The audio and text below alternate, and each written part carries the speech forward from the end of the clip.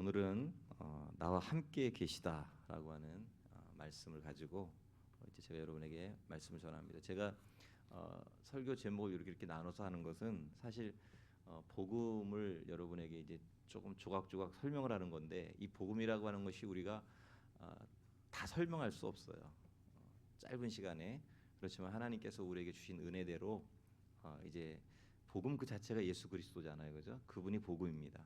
그래서 예수님이 도대체 우리를 위해서 뭐를 하셨는가, 그것을 우리가 알아야만 하나님의 은혜를 알고 감사할 수 있고 또 하나님을 영화롭게 할 수 있는 삶의 자리에 나아갈 수 있어요. 그래서 여러분, 짧은 시간이지만 여러분 들었던 이 말씀이 우리의 마음에 잘 새겨지고 또 그 말씀이 우리를 변화시키고 이끌어가는 여러분의 생명의 능력으로 나타나길 주님의 이름으로 축복합니다.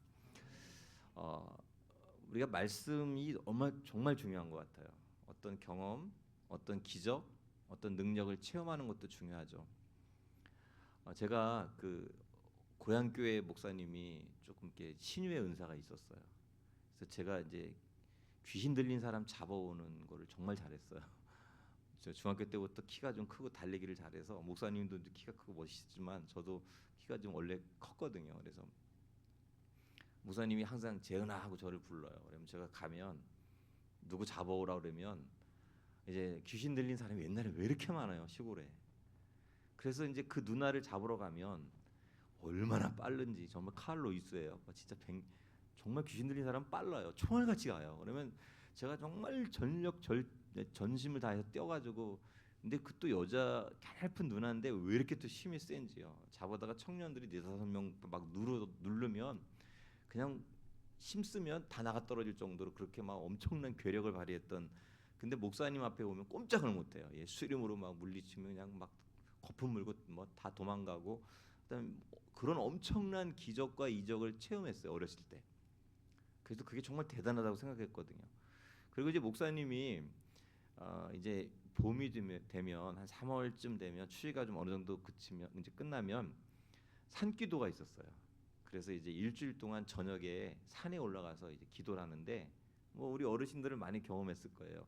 자기 믿음의 분량만큼의 나무를 붙잡고 그 나무 뿌리가 뽑힐 정도로 간절하게 기도하면 하나님이 성령의 불을 내려주신다는 거예요. 그래서 뭐 성령 불 받고 싶잖아요, 다, 그죠? 그래서 제가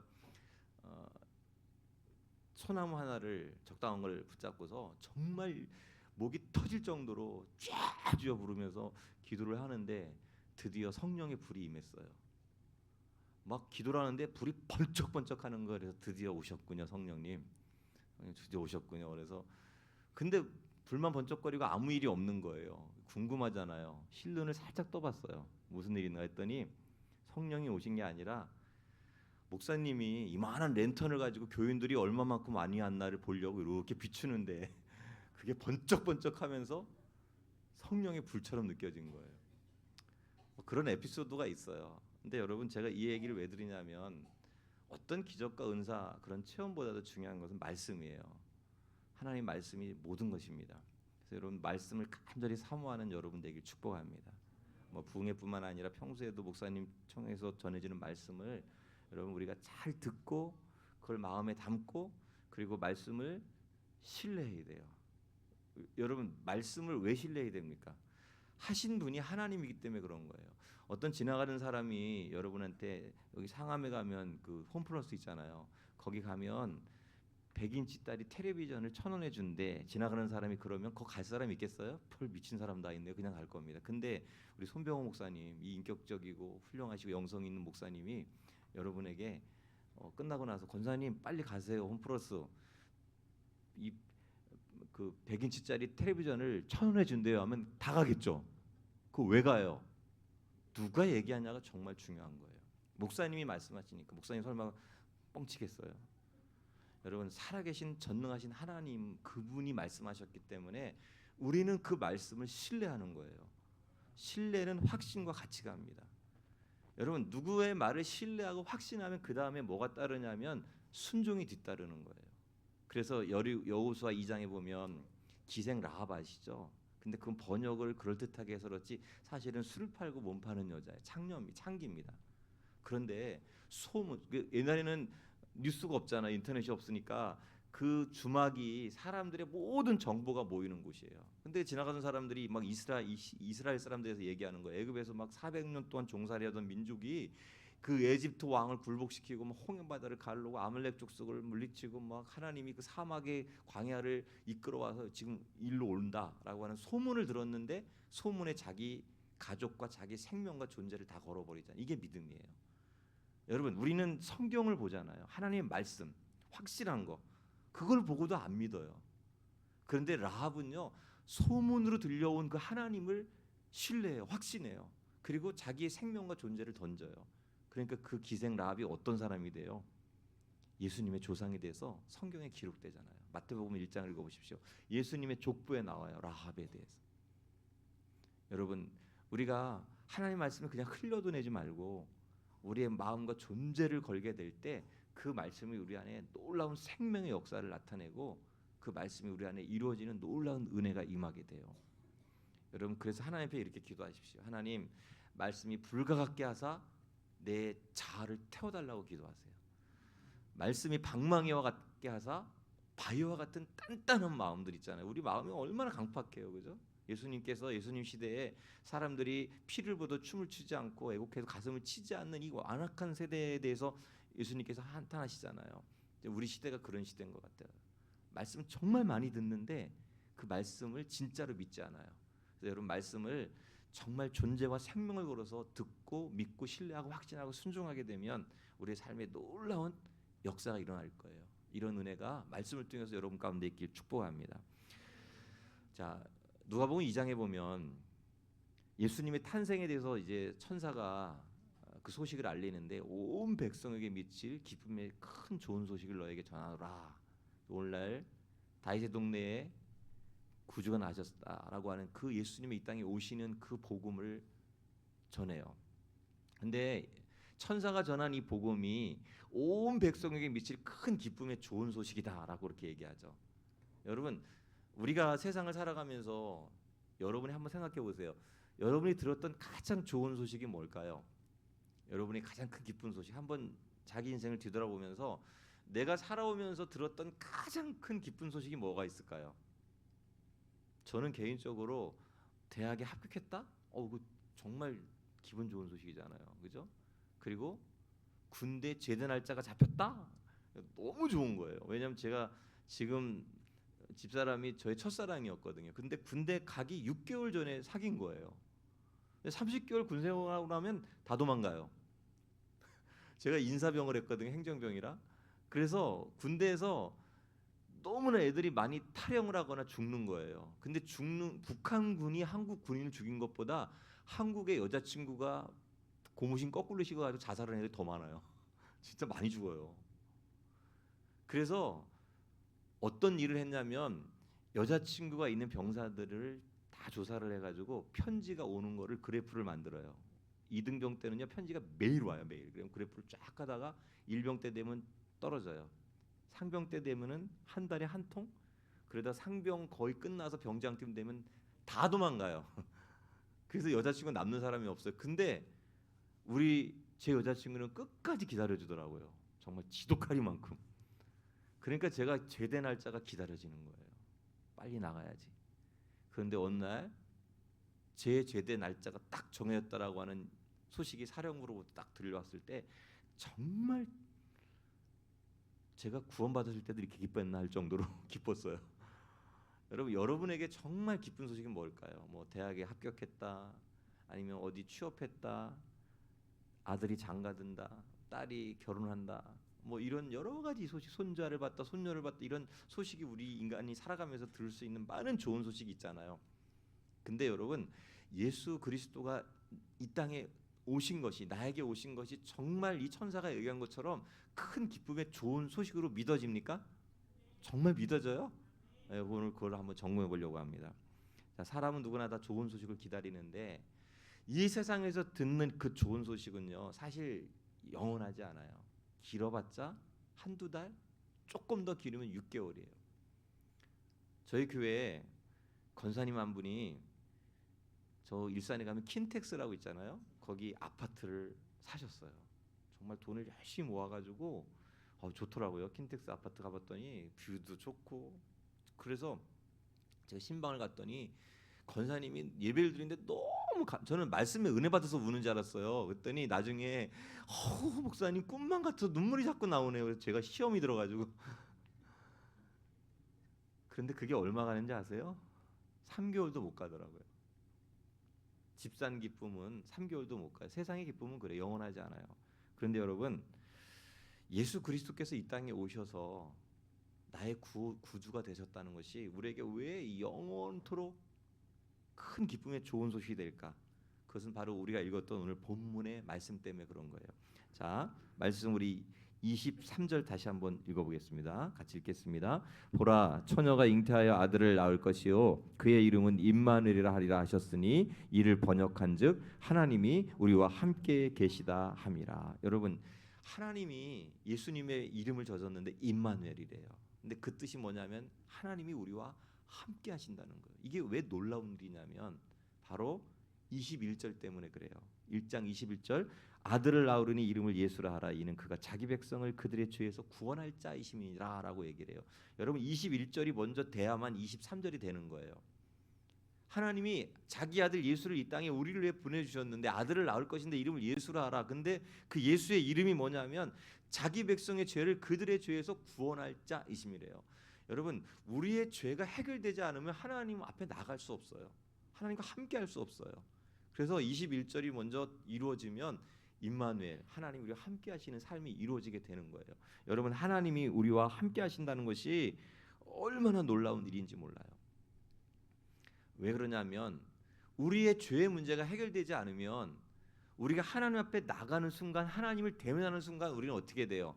그 즉시 심판을 받아 멸망을 받을 수밖에 없어요. 하나님은 죄를 그냥 넘어가시는 분이 아니에요. 하나님은 공의 하나님이고 거룩한 하나님이기 때문에, 자, 제가 일산에서 목사님들과 이제 어떤 모임이 있었어요.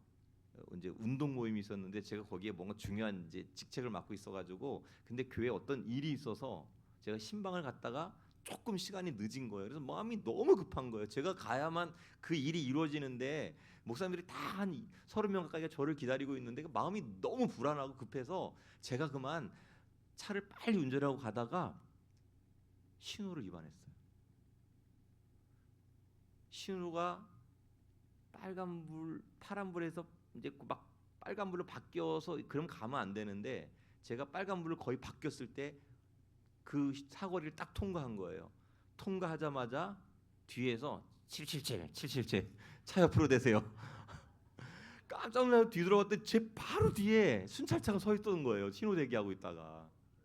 또 몰랐어요. 앞만 보고 급해가지고 그냥 신호만 보고 있어.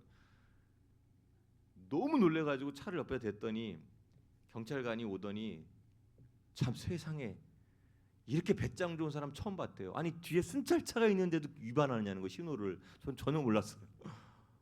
그래서 아무리 빌고 사정을 해도 안 된다는 거예요. 그래서 결국 신호 위반으로 스티커를 발부받았어요. 집에 얘기 못했어요. 사모님한테 알면 제가 쫓겨나거든요. 그래서 여러분, 경찰 앞에서 죄를 지으면 그냥 넘어가는 경찰은 없어요. 반드시 처벌해요. 범법자는 처벌해요. 여러분, 하다못해 세상에서 법을 어겨도 법을 집행하는 사람은요, 그게 공이고 정인 거예요. 살아계신 하나님 앞에서 여러분, 어제 제가 죄에 대해서 뭐라고 얘기했죠? 죄는 도덕 윤리가 아니, 그게 아니에요. 죄는 하나님과 우리가 관계에서 나오는 거거든요. 제가 죄를 세 가지로 얘기했잖아요. 첫째, 불신앙, 하나님 안 믿는 거예요. 하나님을 살아계시지만 믿지 않는 불신앙이 죄인 거예요. 두 번째는 그렇기 때문에 하나님을 위해 살지 않아요. 불경건. 세 번째로 불경건이 뭐냐면 불순종인 거예요. 말씀을 무시해요. 사실 교회 안에도 이런 사람 너무 많거든요. 하나님 살아계시고 와서 신앙생활을 하는 것 같은 종교생활을 하는데도 하나님이 살아계신 걸 믿지 않는 사람들이 너무나 많아요. 제가 어제도 얘기했죠. 목사 중에서 그런 사람 많아요. 교회 중직자도 그런 사람 널려 있어요. 삶을 보면 알거든요. 저 사람이 정말, 우리가 여러분 CCTV가, 우리나라는 CCTV 공화국이잖아요. 서양 사람들이 와가지고 한국 사람들이 양심 있고 정직하다, 휴대폰 놓고 가고 뭐 카페 가가지고 노트북 놓고 가도 다 뭐가 양심적이에요? 뭐가 지켜봐요? 24시간? CCTV가 감시하잖아요. CCTV가 나를 지켜보고 있기 때문에 여러분 주차도 함부로 못하고 물건도 남의 거 손 못 대고 그 마음으로 굴뚝 같잖아요. 아, 저거 갖고 싶은데. 여러분 CCTV가 나를 본다 해도 그렇게 내 삶이 달라지는데 하나님이 살아계신 분이야. 전능하신 분이잖아요. 무수부재 어디서나 있는 분이잖아요. 그 하나님이 정말 살아계심을 믿는다면 우리가 어떻게 그렇게 살아요? 우리가 진짜 하나님을 안 믿는 거예요. 이 불신앙의 죄가 교회 다니는 사람들 속에 너무 팽배해져 있어요. 여러분 이 세 가지 죄를 가지고 하나님 앞에 나갈 때 하나님은 그 죄를요 바로 심판할 수밖에 없어요. 그런데 그 죄를 해결하기 위해서 예수님이 이 땅에 오신 거예요. 그리고 거기서 끝나는 것이 아니라 임마누엘이 되어 주셨어요. 저와 여러분과 함께 하시기 위해서 하나님이 우리와 함께 하신다는 거예요. 자, 하나님이 우리와 함께 하신다고 하는 것이 이제 우리가 믿음에 구원받은 증거인데 요한계시록 3장을 보면 소아시아 7개 교회 이야기가 나오는데요. 저는 제가 새벽에 이제 저희 교회 성도들 이름을 하나 부르며 목사님도 여기서 아마 낙타 무릎이 돼서 기도하실 거예요. 제가 무릎이 나갔거든요. 오른쪽 무릎이. 그래서 이제 그 좋아하는 축구도 잘 안 하고 그러는 산도 잘 못 다니는데요. 왜냐면 옛날에 어른들은 왜 무릎 꿇고 기도하면 하나님이 더 들으신다 그랬는지 제가 마포에서 아까 우리 안수 집사님하고 잠깐 얘기했는데 개척을 했는데 어느 권사님이 한 분 저희 교회 오셨어요. 그런데 그분이 예배 끝나고 나면 맨날 목사님 이리 와 보세요 해서 요즘 젊은 주의 종들은 기도를 안 한다는 거예요. 근데 저 그래도 기도 많이 했거든요. 근데 그분은요 기도를 얼마나 하냐면 그냥 교회에서 살아요. 살림 다 갖다 놓고 조는 건지 기도하는 건지 하루 종일 교회에 앉아 있어요. 그러니까 그분 입장에서는 제가 2시간 뭐 3시간 기도하는 건 기도도 아닌 거예요. 그래서 제가 또 자존심이 있어가지고 그래 한번 권사님 저하고 대결해 보세요. 심야기도회 끝나고 제가 8시간을 기도한 적 있어요. 기도한 게 아니라 처음에는 기도하다가 뒤돌아보니까 권사님 아직도 계세요. 막 저주했어요. 하나님이 저 권사님 왜 안 데려가세요 빨리. 내가 너무 힘들어요. 근데 그렇게 한 3년을 하다 보니까 무릎이 나가더라고요. 그 정형외과 갔더니 의사가 막 뭐라래요. 직업이 뭔지 해서 목사를 했더니 무릎 꿇기도 했구만 무식하게 막 그러더라고요. 여러분 교회 다니고 열심히 신앙생활 하지만 사실은 제가 새벽마다 하나님 앞에 무릎 꿇고 기도하는 그 내용 중에 하나가 뭐냐면 저를 포함해서 우리 자녀들, 우리 가족들, 우리 교회 성도들 직분과 상관없어요. 진짜 거듭난 사람이 되게 해달라고 기도해요. 왜 그러냐면 성경에 서머나교회라고 들어보셨죠? 아니 사대교회라고 들어보셨죠? 사대교회. 근데 사대교회에 대해서 예수님께서 뭐라고 얘기하냐면 너희가 살아있다는 이름은 가졌으나 실상은 죽은 자래요. 저는 그 말씀을 딱 읽는데 너무 그게 두려움으로 다가왔어요. 저희가 감리교회거든요. 기독교 대한 감리교회 목사도 있고 수백 명의 성도들도 있고 장로님들도 있고 다 성도들이 있는데 그래서 누가 봐도 저건 교회인데 그런데 이름은 교회인데 주님 보니까 실상은 죽어 있다는 거예요. 자, 여러분 정말 중요한 것은요. 나에 대한 보는 관점이 있거든요. 3가지 관점이 있어요. 여러분 잘 한번 이 말씀 들어보세요. 자기가 자기를 보는 게 있어요. 그렇죠? 나는 이런 사람이야. 그런데 다른 사람이 나를 보는 게 있거든요. 그런데 여러분 다른 사람이 나를 보는데 내가 나를 보는 것보다 너무 잘 보여서 우리가 조금 힘들죠. 사실은 위장하고 사느냐고. 나는 그런 사람이 아닌데 너무 나를 괜찮게 보는 거예요. 사람은요 자기가 자기도 몰라요. 남도 나를 잘 몰라요. 우리 마음에서 일어나는 일을 어떻게 알아요? 그런데 나를 가장 잘 아는 분이 누구죠? 하나님이에요. 그러니까 하나님이 나를 보는 눈이 가장 정확해요. 그래서 말씀은 2가지 큰 기능이 있는데 거울과 창의 기능이 있어요.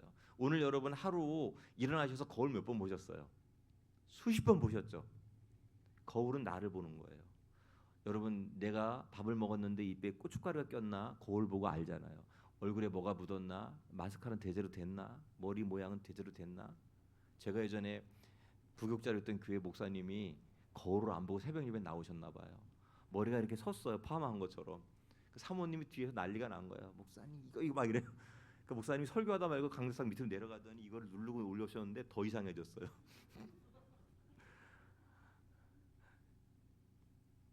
여러분 내가 나를 보는 거 정확하지 않아요. 다른 사람이 나를 보는 거 우리는 위장할 수 있어요. 회칠한 무덤처럼. 근데 하나님이 나를 보는 게 정확한데 하나님이 나를 어떻게 보세요? 말씀 앞에 나를 보는 거예요. 말씀이 우리의 영혼의 거울이어야 합니다. 그러면 우리 실체가 다 드러나게 돼 있어요. 벌거벗은 거지. 또 여러분 세상에 돌아가는 거 유튜브, 세상의 뉴스, 정보를 가지고 세상을 보지 말고 말씀이 창은 밖을 보는 거잖아요. 그죠? 말씀의 창을 가지고 세상을 보세요. 세상에 사람들이 아무리 뭐라 해도 세상이 요란해도 말씀을 가지고 세상을 보는 거예요. 믿음의 모든 사람들은 그렇게 살아왔어요. 그래서 흔들리지 않고 요동하지 않았어요. 여러분, 사대교회는 살아있다는 일어나셨으나 죽은 자래요. 근데 왜 그러냐면 여러분, 살아있다는 믿음을 갖고 있는 게 뭐냐면 그리스도인은 뭐냐면 우리의 삶 가운데서 하나님 나와 함께 하심을 보여주는 사람들이 그리스도인인 거예요. 여러분, 말씀은 고린도후서 13장 5절에 보면 너희가 믿음 안에 있는가 너희 자신을 시험하고 너희 자신을 확증하라고 하기에 그리스도가 너희 안에 계신 줄 너희는 모르느냐? 모른다면 너희는 버림받은 자라고 얘기를 해요. 자, 그리스도 하나님이 내 안에 함께 계신다는 거. 여러분, 그 믿음이 진짜 믿음인 거예요. 이것을 점검해 보라는 거죠. 여러분, 하나님이 우리와 함께하면 우리의 삶이 구별될 수밖에 없고 달라질 수밖에 없어요. 그리스도인은 교회 다니는 사람이 아니라 하나님이 함께하는 사람이 그리스도인인 거예요. 진짜 구원받은 사람인 거예요. 그래서 하나님이 함께하는 사람은 삶이 구별돼요. 이것이 우리에게 능력인 거예요. 근데 교회 다니는 사람도요, 세상 사람들과 똑같아지려고 하는 사람들이 너무나 많아요. 돈이 힘 있으니까, 어제도 얘기했죠. 돈이 하나님과 같을 수 있다고. 그러니까 교회에서도요, 돈 많으면 장로 세우고, 돈 많으면 권사 세우고, 돈 많으면 집사 세우고, 돈 많으면 교회에서 입김이 세요. 저는 제가 교회를 개척했잖아요. 어느 날 저희 교회 장로님이 헌금을 얼마 했는지 아세요? 40억을 했어요. 그러니까 사람들이 의심하는 거예요. 목사님이 저 장로님 눈치 보는 거 아닌가? 저 장로님 뜻대로 교회가 움직이는 거 아닌가? 그래서 제가 일부러 완전 싹 무시해버렸어요. 장로님 기분 나쁠 정도로. 그리고 장로님 집에 신방 가서 장로님 죄송해요. 제가 일부러 그랬어요. 장로님이 의견만 내면 다 반대했어요. 제가 일부러 사람들 보는 앞에서. 교회는 돈으로 움직이는 데가 아니에요.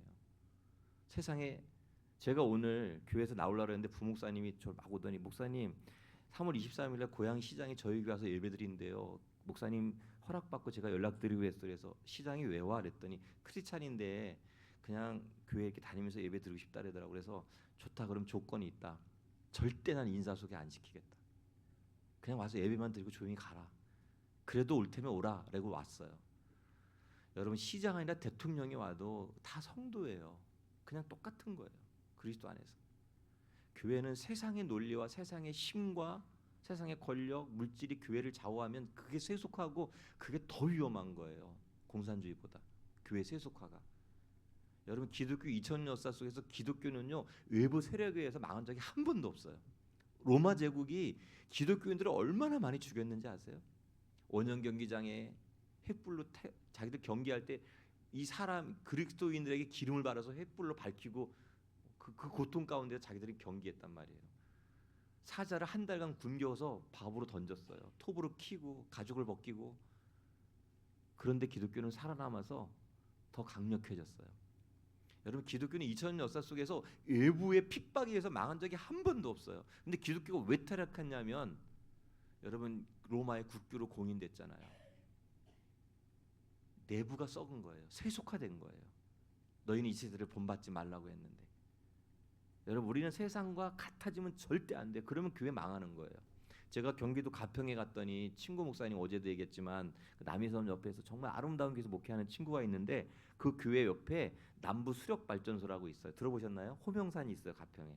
근데 그 호명산 꼭대기 가면 큰 저수지가 있어요. 이 상암 월드 경기장만한. 거기에 인고호수가 있어요. 북한강에 있는 물을 그 산을 터널을 뚫어서 그 물을 글로 끌어올릴 거예요. 인공호수. 그럼 왜 끌어올렸냐?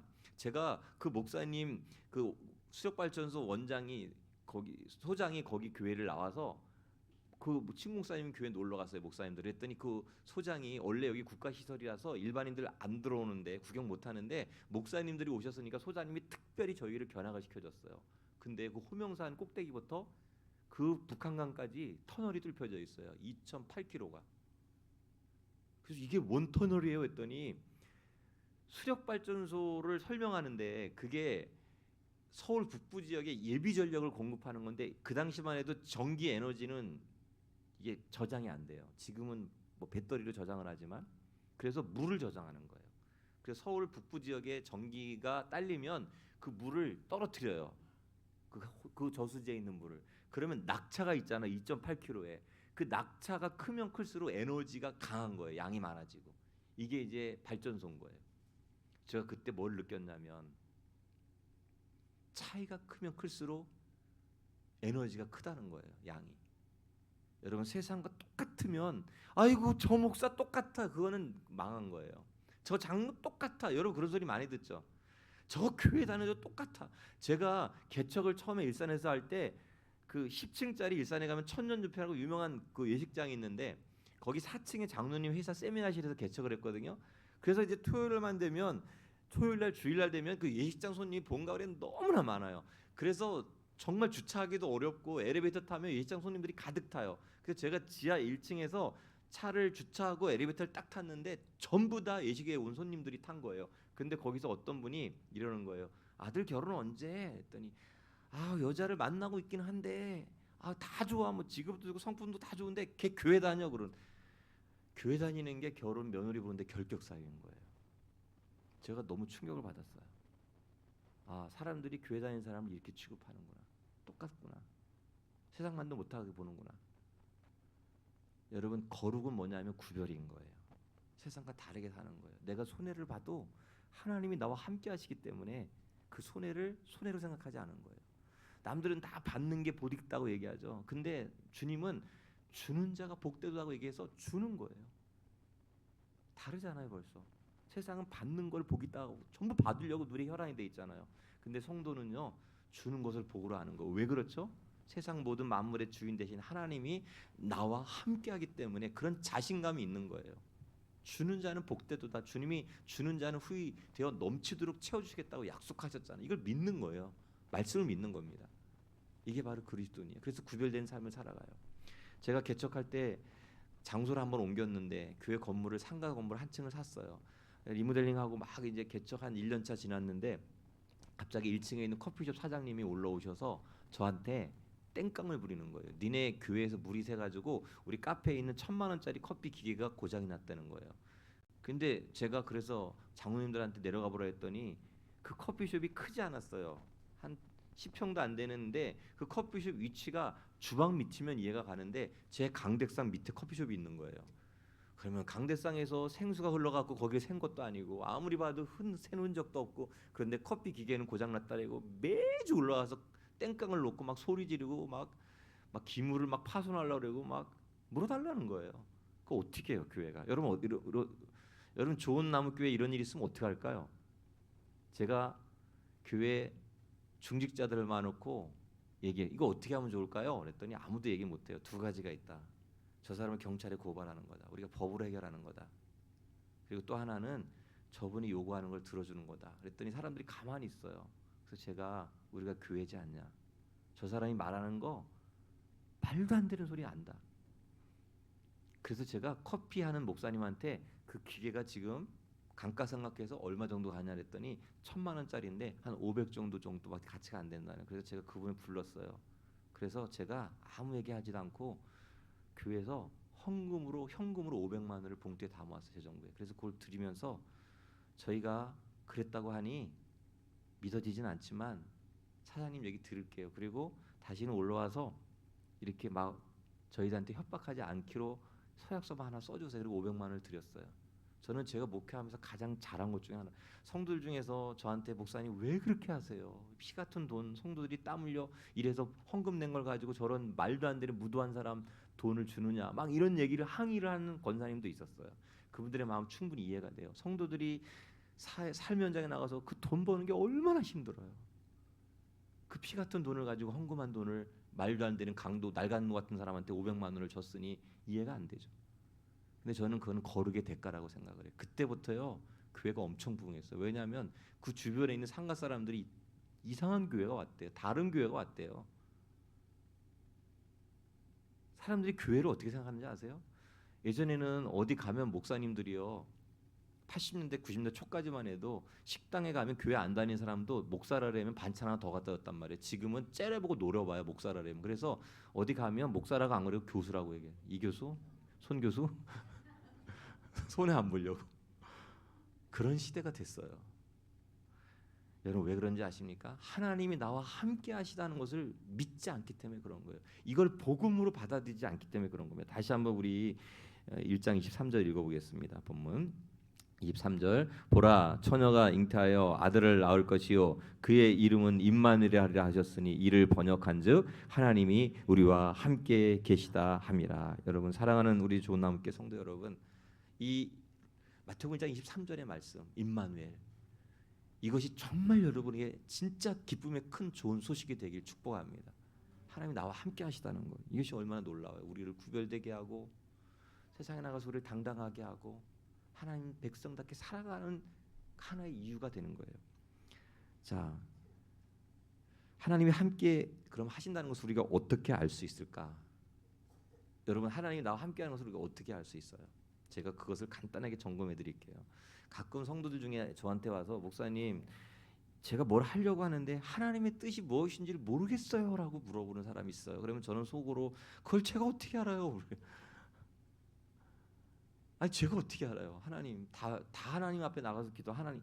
근데 제가 하도 그런 요청을 많이 듣다 보니까 하나님 저에게 한 가지 지혜를 주셨는데, 말씀의 근거에서 어떤 지혜를 주셨냐면, 여러분 이게 하나님의 뜻인지 아닌지를 어떻게 알 수 있을까요? 네, 불안과 두려움이 없는 건 하나님의 뜻인 거예요. 여러분 하나님이 우리에게 주신 마음은 불안한 마음이 아니에요. 평안이에요. 두려운 마음이 아닙니다. 하나님은 절대 두려움의 영을 갖고 역사하는 분이 아니에요. 그래서 모든 사람이 반대해요. 아내도 반대하고 자녀도 반대하고 근데 이상하게 나는 망할 것 같은데 그거 해도 괜찮을 것 같다. 마음에 평안함이 있어요. 그건 하나님의 뜻인 거예요. 그런데 여러분 모든 사람이 하라고 그래요. 하면 될 것 같아요. 근데 이상하게 뭔가 마음에 불안함이 있어요. 그러면 그거 하나님 뜻 아니에요. 왜 그러냐면 여러분 불안과 두려움은 하나님 주신 마음이 아니라니까요. 성경이 약속한 거예요. 여러분 우리가 이 세상을 살아가면서 우리 인생은 기본적으로 불안한 마음을 가지고 살아가요. 폴 틸리라고 하는 독일의 위대한 신학자는요, 그의 책에 흔들리는 터전이라고 하는 유명한 책을 썼어요. 우리 인생이 하나님 없는 삶은요, 흔들리는 터 위에 집을 짓고 산다는 거예요. 그게 저는 그 책을 제가 신학교 때 읽고 나서 야, 제목이 정말 탁월하다. 어떻게 우리 인생이 흔들리는 터 위에 집을 짓고 있을까? 여러분 만약에 여러분이 흔들리는 이 땅이 흔들리는데 거기다 집을 질 사람이 어떻게, 만약에 그렇다면 얼마나 불안하겠어요. 제가 몇 년 전에 일본을 갔는데 그 일본의 고베라는 지역을 갔어요. 근데 고베 갔는데 택시를 탔는데 기사가 저한테 한국 사람들 너무 부럽다는 거예요. 그래서 뭐 일본도 선진국이고 좋은데 왜 한국 사람이 부럽지 했더니 그 사람이 이제 1997년도에 일어났던 한신 아와지 지진 여러분 아시죠? 97년도에 그 엄청 30년 전에 일본의 그 고베 그쪽 지역에 엄청난 강도 7.6의 지진이 일어나가지고 거길 다 초토화시켜 버렸어요. 그래서 사망자가 6만 명 가까이 생기고요. 가옥이 7천 세대가 파손되고 그리고 재산 피해가 90조가 났어요. 그러니까 그 지역이 완전히 초토화돼서 그 고베 지역에 가보면 벽도 두껍지도 않고 지붕도 얇게 놨어. 또 지진이 날까 봐 그런 트라우마가 있는 거예요. 여러분 지진이 7.6이면 상상할 수가, 땅이 그냥 막 흔들리는 거예요. 막 모든 게 다 무너지고 많은 사람들이 30만 명 가까이 사상을 입고, 그래서 그 사람들은요 이 흔들리는 터전이 뭔지를 알아서, 한국은 지진의 안전지대잖아요. 그러니까 너무 부러워하는 그거가, 한국은 지진이 아니라니까 너무 부럽다는 거예요. 여러분 근데 여러분 우리가 사는 이 세상이 폴 틸리에 의하면 흔들리는 터전 위에 인생을 집을 짓고 사는 거래요. 하나님 없는 인생이 그렇다는 거죠. 근데 여러분 에레미야 23장 24절에 보니까 이런 말씀이 있어요. 여호와의 말씀이니라 나는 가까운 데 있는 하나님이요 먼 데 있는 하나님이 아니나니 여호와의 말씀이니라 사람이 내게 보이지 아니하려고 누가 자신을 은밀한 곳에 숨길 수 있겠느냐 여호와가 말하노라 나는 천지에 충만하지 아니하냐. 여러분 내가 하나님을 못 느끼고 하나님이 나와 함께하지 않는 것 같아도 하나님은 천지에 충만하며 나와 함께 하셔서 나를 붙잡고 있다는 거예요. 세상이 요동하고 흔들려도, 세상에 아무리 불안한 터전 위에 인생의 집을 짓고 살아도 하나님이 함께 하시는 사람은 결코 흔들리거나 요동하지 않아요. 불안하지 않습니다. 여러분 불안한 세상을 살아가는 우리에게 하나님께서 이렇게 말씀하세요. 나는 너에게 멀리 떨어져 있는 하나님이 아니라, 너희와 상관없는 하나님이 아니라 너희 가운데 함께 하시고 너희의 중심에 계신 하나님이라는 거. 여러분 이것을 위해서 예수님이 이 땅에 오신 거예요. 우리의 죄를 해결하시고 우리 안에 거하기 위해서 오신 거예요. 그래서 첫날 여러분 값주고 사신바 되었나니 할 때 고린도서 6장 19절에 오면 우리 가운데 누가 계신다고요? 하나님이 계신 우리가 성전이라고 얘기하잖아요. 너희는 너희 것이 아니라고. 여러분 세상이 얼마나 불안한지 사람들은 그 불안한 것을 해소하기 위해서 별의별 짓을 다 합니다. 그러나 여러분 하나님이 함께하는 사람은 결코 흔들리거나 요동하지 않아요. 야곱을 보십시오. 야곱이 창세기 32장에 약복강 나루에서 하나님을 그 마음의 중심에 모셔드리는 극적인 회심을 하게 돼요. 그때까지만 해도 야곱은요 외삼촌 집에서 큰 부자가 돼서 고향으로 돌아오고 있었어요. 수많은 양떼와 소떼를 거느리고 수많은 종과 홀로 단신 알몸으로 갔다가 돌아올 때는 거부가 되어서 성공한 사람이 돼서 이제 고향을 향해 오고 있어요. 바담 아람한 외삼촌 집에서. 그런데 소식이 들려와요. 형 에서가 자기 속인 것 때문에 400명의 군대를 이끌고 자기를 맞이하러 온다. 여러분 형이 동생 맞으러 오는데 400명의 군대를 왜 끌고 와요? 그 당시에 인구가 많지 않았는데 400명의 군대를 이끌고 왔다는 건 뭐예요? 죽인다는 거예요. 아주 야곱을 아주 씨를 말리겠다는 뜻인 거예요. 그러니까 야곱이 얼마나 불안하고 두려운지 자기 소유를 나눠 가지고 막 먼저 보내잖아요. 사절단을 형의 마음을 누르뜨리려고. 왜냐하면 야곱의 마음에는요 이제 성공한 사람이 됐어요. 거부가 되었어요. 원하는 거 다 이루었어요. 자녀도 많고 수많은 가축대 종들을 거느리고 이제 근데 야곱 안에 해결되지 않은 하나의 문제가 뭐냐면 에서예요. 요것만 해결되면 내 인생에 완전 퍼펙트하겠다. 우리 인생이 항상 그렇잖아요. 하나님 요거만 해결해 주면 정말 행복할 것 같아요. 근데 여러분 하나님께서 아무리 소유를 가지고 형 에서를 다루려고 해도 안 되는 거예요. 여전히 불안한 마음이 있는 거예요. 그래서 소유와 자기 가족을 다 강나로 보내고 분야에 혼자 앉아서 홀로 홀하게 이 문제를 어떻게 풀어나갈까 고민하고 있을 때 누가 와요? 하나님이 갑자기 오세요. 이게 복음이에요. 내가 하나님을 찾아간 게 아닙니다. 세상의 모든 종교는요. 왜 하나님이 나에게 오셔서 나와 함께 하시는 임마누엘이 큰 기쁨의 좋은 복음의 소식이 되냐면 세상의 모든 종교는 사람이 신을 찾아가요. 구원을 받으려고 여러분 자기 의와 행위, 공로를 쌓아야만 내가 그 신 앞에 나갈 수 있고 구원을 받을 수 있어요. 그래서 2000년도 밀레니엄이 되었을 때 인도에서 끔찍한 일이 있었어요. 저도 인도를 가봤는데 거기 인도 사람들이 신성시하는 겐지즈강이라는 강이 있어요. 막 똥물인데 거기서 목욕하고 막 난리도 아니에요. 그런데 2000년 새해가 밝았는데 그들이 믿는 쉐바 신이 있거든요. 뭐 3만 8천 개의 신이 있는데 쉐바 신에게 자기가 어떤 여인이 뭐를 바치고 싶은데 너무 찢어지게 가난해서 바칠 게 없어요. 근데 자기한테 낳은 지 100일 된 딸이 있는 거예요. 바칠 게 없는데 자기의 가장 소중한 게 뭔가를 생각해봤더니 그 딸인 거예요. 그래서 딸을 산채로 겐지강에 던져버려요. 제물로. 이게 세상 종교예요. 근데 여러분 하나님은요 아무런 조건, 공로, 우리의 의를 요구하지 않으세요. 하나님 일방적으로 우리에게 찾아오셔서 우리에게 구원의 은혜를 베풀어 주시고 내가 너와 함께 하겠다 하세요. 이게 임마누엘이에요. 지금 야곱이요 자기 인생의 문제 마지막에 자기의 수요와 자기의 꾀와 능력으로 해결할 수 없는 에서라고 하는 마지막 넘어야 될 태산과 같은 산 그 문제가 야곱을 괴롭힐 때 하나님이 그에게 찾아오셔서 야곱아 너의 문제는 에서가 아니야. 에서 해결하면 또 다른 에서가 나타날 거야. 너는 나와 관계가 잘못되어졌어. 너 지금 네 마음에 하나님 내가 없지 않니? 그걸 깨닫게 해주세요. 그래서 환도뼈가 부러지고 이스라엘로 바뀌잖아요. 하나님과 함께하는 자. 그리고 나서 여러분 야곱이 창세기 34장에 가면 세겜 땅에 머무르다가 그 딸이 강간을 당하잖아요. 세겜 족속의 아들에 의해서 추장에 의해서. 그래서 그에 분노한 시므온과 레이가 자기 여동생의 복수를 하려고 그 세겜의 족속의 남자를 다 도륙을 내버려요. 할례를 시키고 나서. 그게 34장에 나온 내용이에요. 여러분 가나안은 7개 나라 연맹부족태입니다. 우리가 전쟁이 일어나면 미국이 자동 개입하고 북한이 전쟁이 일어나면 중국과 러시아가 자동 개입하듯이 그런 연맹부족이에요. 여러분 세겜 족속이 남자가 다 죽었다는 소식을 가나안 1급 부족이 알면 야곱의 족속을 멸망시키는 것은 문제도 아니에요. 한 가족인데요. 7나라가 달려들면 어떻겠어요? 그래서 야곱이 너무 두려울 거 아니에요. 무서울 거 아니에요. 근데 야곱이 어떤 결정을 내리죠? 베델을 올라가자. 거기서 우리가 단을 쌓고 하나님께 예배하자. 하나님을 관계를 다시 점검해 보자는 거예요. 그러니까 그들을 두렵게 했던 그 가나안 족속이 추격하지 못하잖아요. 감히 사면고를 두렵게 함으로 인해서. 여러분 우리도 마찬가지입니다. 하나님과의 관계가 바르게 정립되고 하나님이 우리 안에 계시면 우리가 하나님 모시고 살면 여러분 세상이 어떠하든 여러분은 결코 두렵거나 불안하지 않아요. 이게 바로 하나님께서 우리에게 주신 임마누엘의 축복이라는 것입니다.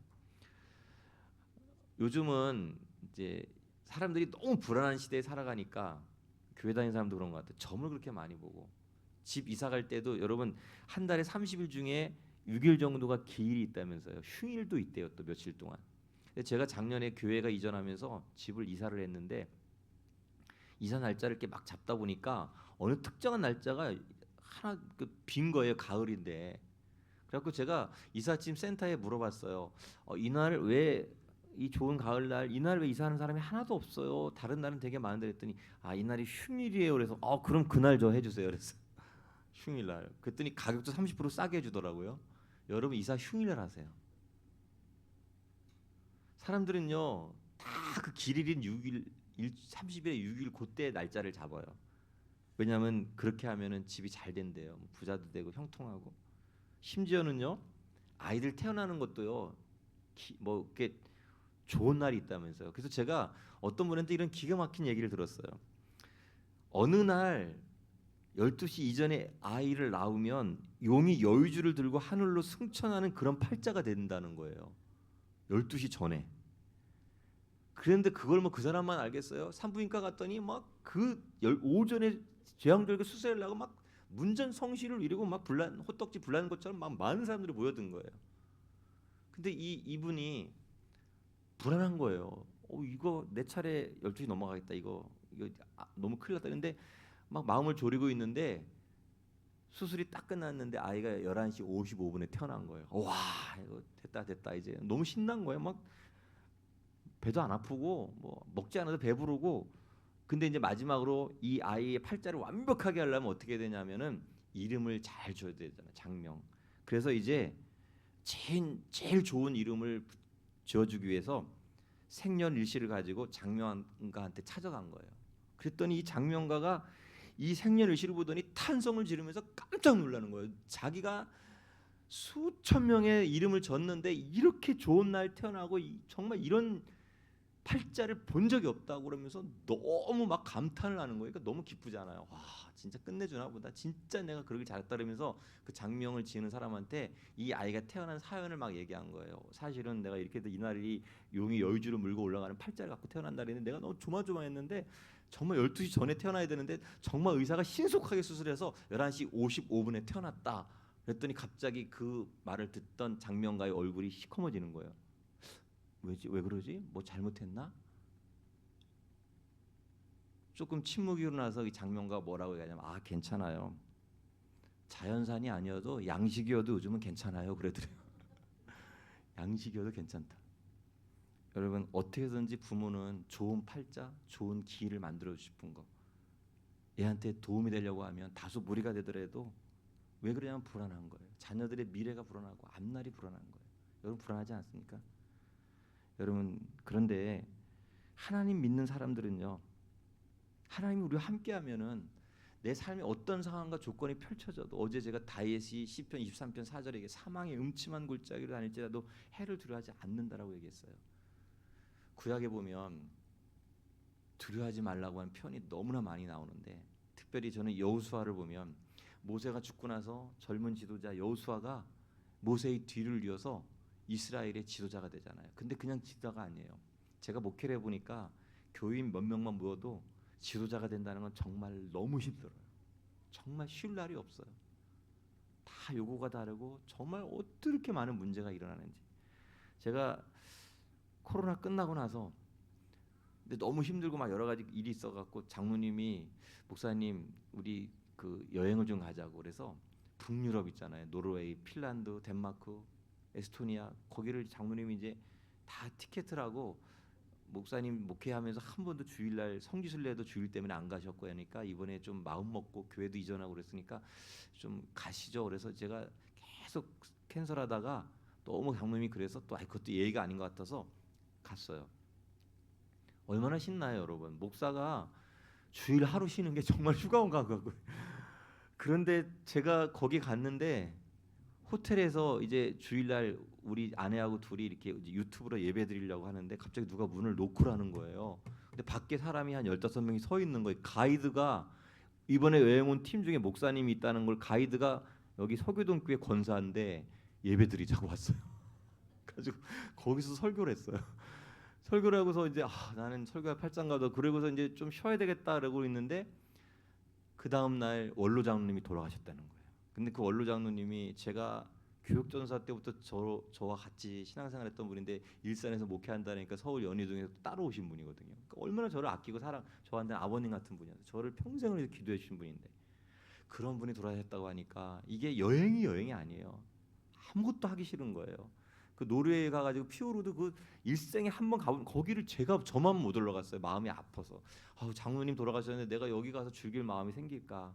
그러니까 지도자가 된다는 건 정말 쉽지 않아요. 여러분 목사님 정말 기도 많이 해주시고 위로 많이 해주세요. 이 손병호 목사님 같은 분 제가 어려서부터 봤거든요. 저런 분 없어요. 정말 제가 부흥상들이 와갖고 목사 막 띄우잖아요. 저 잘 그런 거 잘 못하거든요. 우리 교회 부흥에 와도 어떤 목사들은 목사님 어떻게 띄워요? 그런 소리 하지 말라고. 띄웠다가 떨어지면 죽는다고 그래서 띄우지 말라고. 근데 여러분 지도자가 된다는 거 어느 공동체에 정말 그건 어려운 일이에요. 그런데 여호수아가 200만이 넘는 백성들을 이끌고 광야를 가는 것도 힘들지만 모세가 거기서 끝나고 가나안에 들어가서 이제는 하나님이 내가 40년 은혜를 베풀었으니 가나안은 너희들이 싸워서 들어가. 이게 믿음의 원리거든요. 은혜를 베풀어 주면 그 다음부터는 살아가는 믿음이 있어야 되는 거예요. 우리가 우리의 삶을 다해서. 그게 여러분 이스라엘 백성이 출애굽의 여정은 믿음의 여정이에요. 비유적으로 얘기하면. 그런데 모세에 의해서 광야를 하나님의 은혜를 건너왔잖아요. 잘 무사히 통과했잖아요. 그러면 이제 요단강 건너면 가나안 동쪽 이제 정복 전쟁을 해서 들어가야 된단 말이에요. 근데 거기 여리고성이 딱 버티고 있죠. 견고한 성.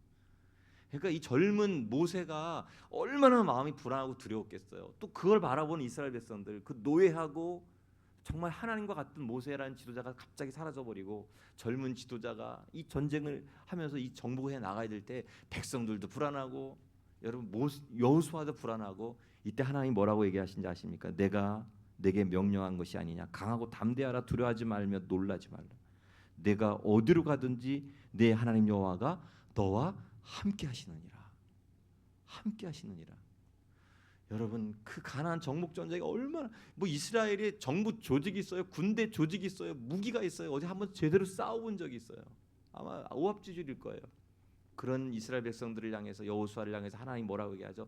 강하고 담대하라. 두려워하지 말고 놀라지 말래요. 왜요? 내가 너에게 군대를 보내주겠다 이게 아니잖아요. 내가 네 앞에 있는 적을 싹 쓸어주겠다 그게 아니잖아요. 하나님이 딱 한 가지 약속하세요. 임마누엘, 내가 너와 함께 할 거야. 여러분 좋은 나무교회 하나님이 함께하는 교회 되길 축복합니다. 여러분 성도 한 사람 한 사람 가정 삶 하나님이 함께하는 성도가 되길 주님의 이름으로 축복합니다. 그러면 거칠 것 없고 두려울 것 없는 거예요. 이게 우리의 담대함의 이유예요. 돈이 세상의 어떤 조건이 환경이 담대한 게 아니라 여러분 하나님이 나와 함께하는 자만이 세상을 호령할 수가 있어요. 죽음 앞에서도. 이화여대 김한란 박사 제6대 총장은 죽을 때 가족을 모아놓고 뭐라 그랬는지 아세요? 임종 때 내가 죽으면 죽음 앞에서 장소국을 부르지 말고 개성가를 불러달라 그랬어요. 죽음을 호령하는 자. 왜 그러죠? 하나님이 함께 하시니까. 생명 되신 그 하나님이 나와 함께 하니까 죽음도 호령할 수 있는 거예요. 내가 죽음 앞에서 두려워하지 않고 나는 하나님의 나라의 승리의 장군으로 입성하는 개성가를 불러달라. 이렇게 예언하고 죽었어요. 여러분 이게 그리스도인의 삶이에요. 사사기에 보면 이스라엘이 하나님께 범죄함으로 인해서 계속 이방 족속을 통해서 이스라엘을 괴롭히잖아요. 미디안의 7년 압제 속에서 괴로움을 당했어요. 여러분 어떤 나라에 지배를 당해서 식민 통치를 받으면 얼마나 힘들어요. 저희 나라가 일제 몇 년 통치를 받았어요. 네, 혹시 권사님 일제 시대 때 사셨어요? 혹시 여기 일제 시대 때 계셨던 분 계세요? 조금이라도 권사님 경험하셨죠? 학생이셨어요? 네. 5살이면 다 기억나잖아요, 그죠? 낙가무라가 안 괴롭히셨어요? 네. 네. 저희 외가가 독립운동하다 할아버지가 이 서대문 형제 돌아가셔가지고 여기 유패가 여기 있어요. 저희 집 그 고향 거기 가면 이제 손승옥이라고 한 독립유공자인데 저희 어머니 독립유공자 그런데 그래서 이제 그 일본의 압제가 얼마나 고통스러웠는지를 많이 간접적으로 듣고 그래서 잘 아는데, 여러분 다른 나라의 지배를 받는다는 건 정말 힘든 거예요. 이름도 다 바꾸잖아요. 뭐 그죠? 창씨개명 해가지고 제가 이재은인데 저를 뭐 시모노세끼라고 바꾸고 막 이렇게 바꾸면 그 근데 7년 동안을 그 당시에 미디안이 이스라엘을 지배했다면 얼마나 힘들고 고통스러웠겠어요. 그러니까 얼마나 무서우면 사사기 6장에 보면 이 기드온이 포도틀에 숨어서 밀을 타작해요. 얼마나 괴롭혔으면. 그러니까 겁장인 거예요. 근데 이스라엘의 그 많은 사람 중에서 하나님이 해필 기드온을 딱 집어요.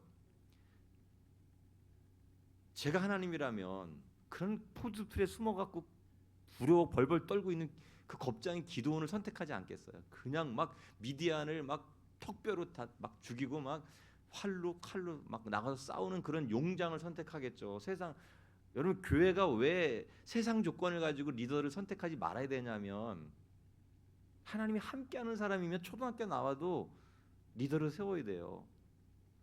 저는 우리 교회 의사 결정의 원칙이 그래요. 목회 중요한 거 빼고 영적인 거 빼고는요, 의사 결정을 할 때 여러분 가장 영적인 사람, 누가 봐도 하나님이 함께하는 사람이, 그게 주일학교 1학년 아이들에도 목사님 틀려 이게 맞아요 하면 그렇게 따르게 결정을 하기로 그렇게 했어요. 실제 지금까지 그렇게 15년 동안 목회하면서 그렇게 왔거든요. 그러니까 잡음이 없어요. 그러니까 여러분 세상은 센 자나 많이 배운 자, 학벌 좋은 자, 많이 갖고 있는 사람을 쓰잖아요. 그렇죠? 근데 하나님의 나라는 달라요. 있어도 그거를 다 훈련시켜서 다시 재활용해요. 하나님은 겁장인 기드온을 7년 미디안 압제에서 구원을 사사로 선택하는데, 기드온 자신도 믿을 수, 하나님 나 같은 자를요, 이 므낫세 지파 중에 이렇게 작은 나를요, 이렇게 겁이 많아서 포도들에 숨어 있는 나를요 쓰신다고요? 하나님 정말 농담하지 마세요. 웃기네요. 이렇게 얘기하잖아요.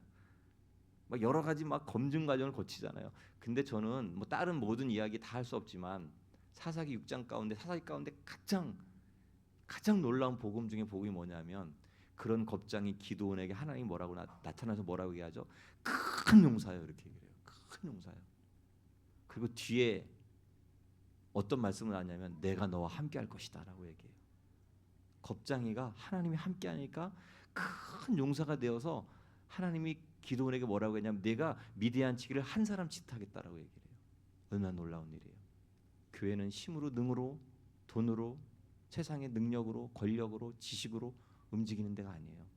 여러분 바라보는데 우리 좋은 나무 교회는요, 하나님이 함께하는 사람들이 되어서 세상 가운데 하나님이 이 교회에 함께 하시는구나, 그래서 다르구나, 그래서 능력 있구나, 그래서 행복하구나, 그래서 평안하구나, 그래서 저런 백적 가운데서도 두려워하지 않구나라는 것을 보여줄 수 있는 저와 여러분, 우리 좋은 나무교회 모든 성도가 되길 예수님의 이름으로 축복합니다. 여러분 하나님이 함께하는 사람, 그래서 제가 어제도 얘기했죠. 신앙의 싸움은 소유의 싸움이 아니라 어떤 싸움을 했어요? 붙어있는 싸움을 하는 거예요. 하나님이 나와 함께 하심, 그 하나님과 함께 인생의 여정을 걸어가는 거. 그래서 주님께서 말씀하잖아요. 포도나무 가지의 비유를 통해서. 제레미 레프킨이라고 하는 미국의 사회학자는 소유의 종말, 접속의 시대라는 책을 썼어요. 제가 이제 가끔 일산에 가면 큰 서점 2개가 있어요. 말씀, 생명의 말씀사라고 하는 기독교 서점이 하나 있고 교보문고가 터미널 밑에 있어요. 그래서 제가 일주일에 한두 번씩 꼭 서점을 양쪽을 다 가보거든요. 여기는 이제 세상 서점이고 여기는 기독교 서점인데, 근데 제가 이제 교보문고에 어느 날 갔는데 이 제레미 리프킨이라고 하는 사람이 쓴 접속, 소유의 종말이라고 하는, 그게 눈에 딱 들어오는 거예요. 제목이 너무 확 마음에 들어가지고 그 책을 사서 그 자리에서 다 읽었어요. 너무 마음에 와닿아가지고. 근데 거기에 무슨 얘기냐면, 이제는 뭔가를 옛날부터 많이 가지고 있는 게 능력이 아닌 시대가 되었다는 거예요. 예를 들어서 그 얘기를 하더라고요. 이제 대한항공이 우리나라에서 비행기 가장 많이 갖고 있잖아요. 몇백 대 갖고 있잖아요. 근데 그게 비행기를 많이 갖고 있으니까 그게 곧 능력이었어요. 힘이었고. 우리나라를 대표하는 항공사, 세계에서도 거의 5대 항공사 안에 들어갔단 말이에요. 근데 코로나가 딱 터지니까 많이 갖고 있는 게 짐이 되는 거예요. 유지하려고 하니까. 그래서 많이 어려웠대요. 여러분 이제 그런 시대는 지났어요. 이제는 지금은 많은 것을 갖고 있는 것보다 고급 정보에 누가 더 접속을 잘하는가, 이게 능력이라는 거예요. 근데 이게 신앙의 원리와도 같더라고요. 여러분 우리가 하나님을 내 중심에 모셔드리고 늘 하나님과 연결되어 있는 사람, 하나님께 붙어 있는 사람이 결국은 여러분 우리의 능력인 거예요. 제가 어제 종이 얘기했죠. 종이가 나무에 붙어 있으면 나무의 강도가 되고, 벽에 붙어 있으면 벽의 강도가 되고, 여러분 쇠에 붙어 있으면 쇠의 강도가 된다고. 여러분이 돈에 붙어 있으면 돈의 강도밖에 안 되는 거예요. 여러분이 사람이 붙어 있으면 그 사람 넘어지면 나도 넘어지는 거예요. 여러분이 돈에 붙어 있으면 돈 사라지면 나도 망하는 거예요. 여러분이 어떤 자리에 붙어 있으면 그 자리가 사라지면 나도 사라지는 거예요. 그런 사람 너무나 많이 봤어요. 여러분 세상 영원한 건 아무것도 없어요. 영원하시면 하나님 한 분밖에 없잖아요. 영원하시고 전능하신 하나님께 우리가 꼭 붙어 있고 그 분을 내 마음에 모시고 산다면 다윗이 고백하잖아요. 여호와를 내 앞에 모시며 내가 흔들리지 아니하리로다. 내 육체도 안전하게 구하며 내 영혼이 즐거워하며 흔들리지 않는 인생을 걸어가요. 그래서 다윗은요, 사람이 아침에 저녁에 잤다가 아침에 일어나면은 제일 먼저 우리의 마음에 불안함이 찾아오잖아요. 그죠? 오늘 하루 어떻게 살지? 어떻게 견뎌내지? 하루가 무서운 사람들 너무 많아요. 다윗도 마찬가지였던 것 같아요. 그래서 시편 57편 7편에 보면 다윗은 아침에 일어나자마자 제일 먼저 어떤 결정을 내려요. 하나님이여 내 마음이 주께로 확정되고 확정되었사오니 내가 노래하고 내가 찬송하리로다. 그 자기의 마음을 하나님께 붙잡아 매는 거예요. 하나님을 내 마음의 중심에 모시고 하루를 출발하겠다는 그 결정을 내리는 거. 이게 믿음이에요. 여러분 우리도 하나님이 임마누엘 되어 주셔서 2000년 전에 이 땅에 오셔서 그 예수 그리스도를 믿는 모든 사람들에게 함께 하잖아요. 성령을 통하여. 그럼에도 불구하고 내 믿음이 약해질 때 하나님이 잃어버려요. 하나님 잃어버리면 얼마나 우리가 불안하고, 하나님이 없는 그 공간은 즉시 불안과 두려움이 장악해서 나를 압도해요. 이게 사단이 하는 일입니다. 하나님께 붙어 있으면 우리 삶에 놀라운 일들이 일어나요. 영국에 템즈강이라고 있습니다. 그 템즈강에 이제 주변으로 포도 농사를 많이 하는데, 한 번은 어떤 농부가 포도 수확을 했는데, 보통 포도가 우리나라는 다른데 거기는요 보통 한 400송이 정도를 농사를 잘 지면 그 정도 딴다는 거예요, 한 해 수확이. 그런데 어떤 농부가 4,000송이를 딴 거예요. 10배. 깜짝 놀랐어요. 농부들이 아무리 봐서 이 수보나무를 살펴도 이게 도대체 왜 이 나무에서 4,000송이가 10배의 열매가 맺었는지를 모르겠는 거예요. 뭐 영국의 모든 그 포도 가수하는 사람들, 뭐 농업학자들, 뭐 식물학자들 와서 아무리 나무를 살펴봐도 이게, 근데 어느 지질학자가 이건 아무래도 뿌리에 뭔가 있는 것 같다. 이거래서 그 뿌리를 이제 추적해 봤는데요. 얼마나 놀라운 일이 벌어졌냐면, 그 템즈강과 그 포도나무가 심겨져 있는 그 거리가 약 한 480m, 500m 되는 거리인데 그 뿌리가 거기까지 뚫고 들어간 거예요. 그래서 템즈강의 뿌리를 닫고 있더래요. 그래서 그 템즈강에 있는 모든 영양분을 다 받아들인 거예요, 얘가. 그래서 정말 포도나무가 맺을 수 있는 최대치의 열매를 맺은 거예요. 10배 이상. 제가 첫날 그런 얘기했죠. 저는 무슨 책을 읽거나 무슨 현상을 보면 무조건 신앙적으로 자꾸 연결, 어쩔 수 없나 봐요. 제가 목회자니까. 우리 신앙의 비결이 여기에 있구나. 하나님과 우리가 맞닿아 있으면, 하나님께 붙어 있으면, 여러분 하나님 우리 마음의 중심에 모시고 살면, 여러분 우리는 일상에서 하나님 주신 그 풍성한 하나님의 은혜의 복을 누리며 살아갈 수가 있어요. 이 승리의 열매를 거두며 살아갈 수가 있습니다. 제가 요셉의 이야기하고 마치겠는데, 여러분 요셉은요, 우리는 자꾸 환경을 탓하잖아요. 우리가 신앙생활하면서 사람들이 가장 원하는 게 뭐냐면, 이제 자기 환경, 하나님 때문에 환경을 좀 바꿔줬으면 좋겠다. 왜냐하면 내가 이렇게 불행한 것이 환경 때문이라고 생각해요. 나는 환경의 피해자라고 생각을 해요. 여러분 무속신앙과 미신신앙과 참된 신앙의 차이가 뭔지 아세요? 미신신앙은요, 내가 믿는 신을, 내가 갖고 있는 소유를 갖고 어우르고 달래서 내가 원하는 것을 얻어내는 게 미신신앙이에요.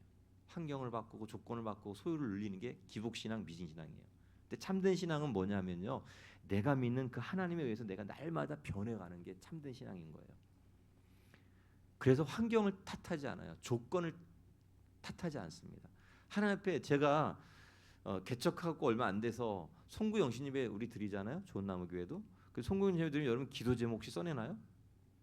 네, 써내잖아요. 근데 제가 개척 4년 차에 기도 제목을 싹 없앴어요. 그러니까 성도들이 막 놀래는 거예요. 목사님 왜 그러세요? 목사님 드디어 이상해진 겁니까? 근데 제가 왜 그러냐면 기도 제목을 다 읽어봤는데 전부 뭘 해달라는 거예요. 뭐 바꿔달라, 뭐 해달라, 뭐 해달라, 뭐 해달라.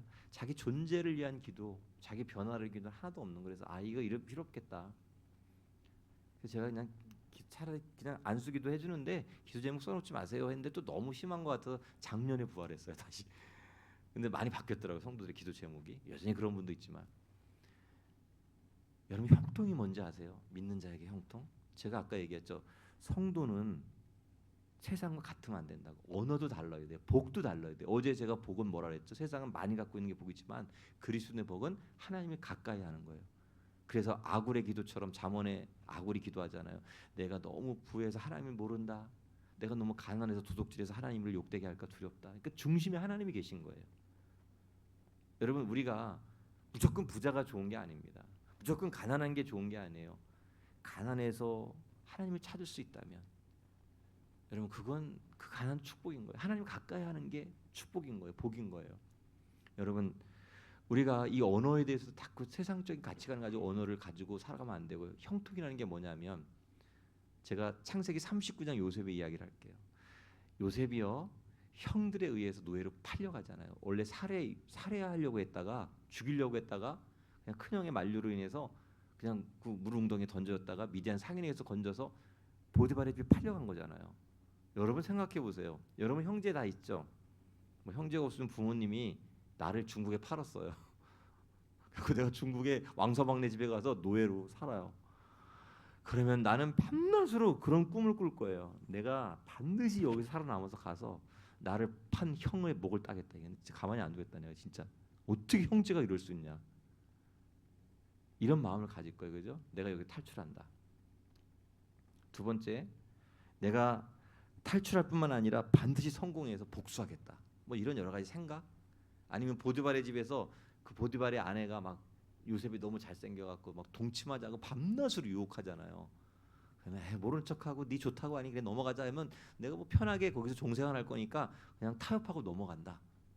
아니면 이것도 저것도 아우 막 인생 너무 복잡해. 내 인생이 이렇게 꼬였어. 스스로 목숨 끊고 그냥 끝내버린다. 근데 이런 상황 속에서는 하나님이 거기 있어요 없어요? 없잖아요.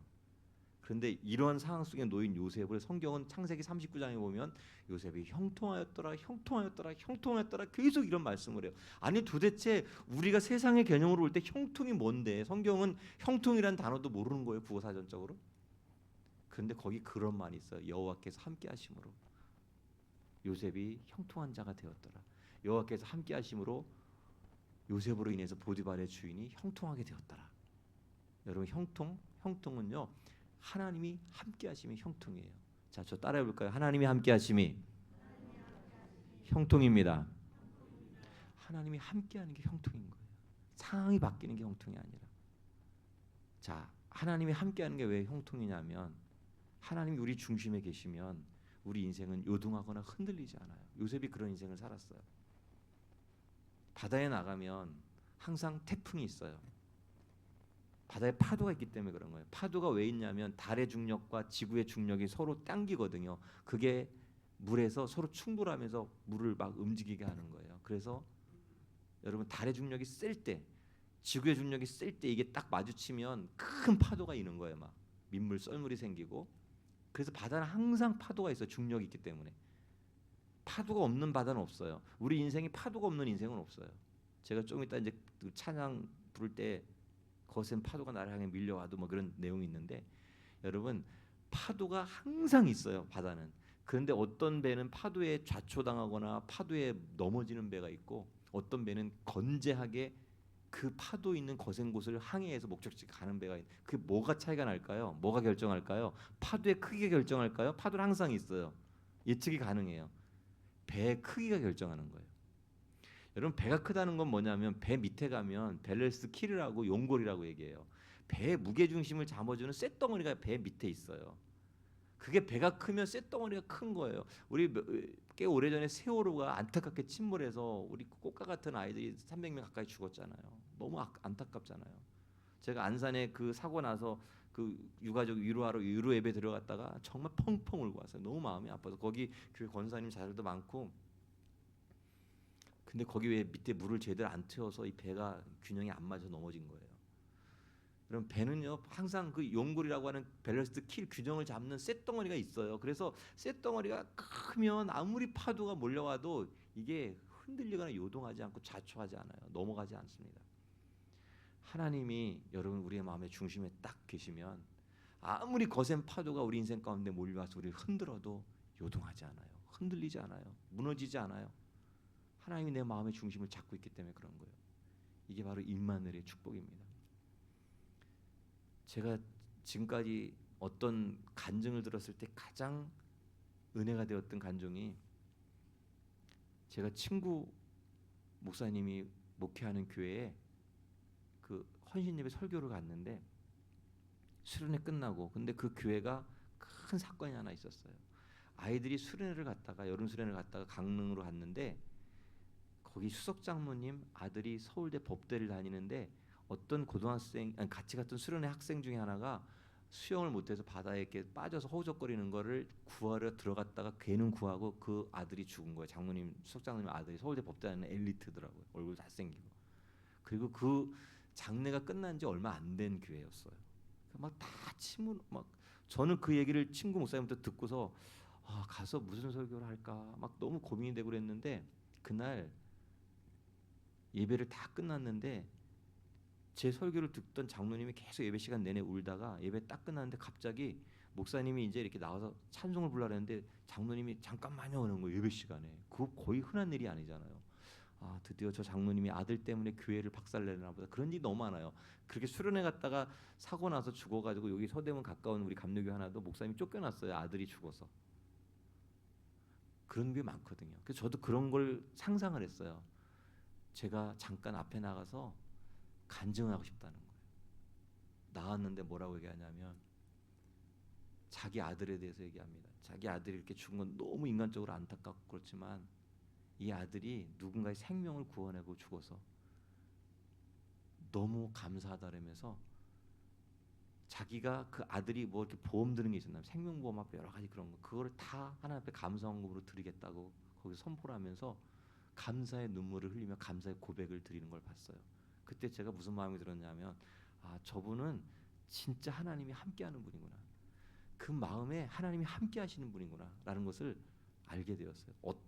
여러분 생각해 보세요. 자기 아들을 잃었다는 것만큼 슬픈 일이 어디 있겠어요. 부모보다 그보다 더 고통스러운 일이 어디 있겠어요. 여러분 하나님이 함께하는 사람은 우리의 삶에 어떤 파도가 밀려오고 어떤 상황과 조건에 처하든지 요동하거나 흔들리지 않아요. 자, 믿음의 모든 능력은 하나님과 연결될 때 하나님이 우리 중심에 모시고 살 때 나타나는 거예요. 어떤 소유나 어떤 우리의 상황과 조건이 아닙니다.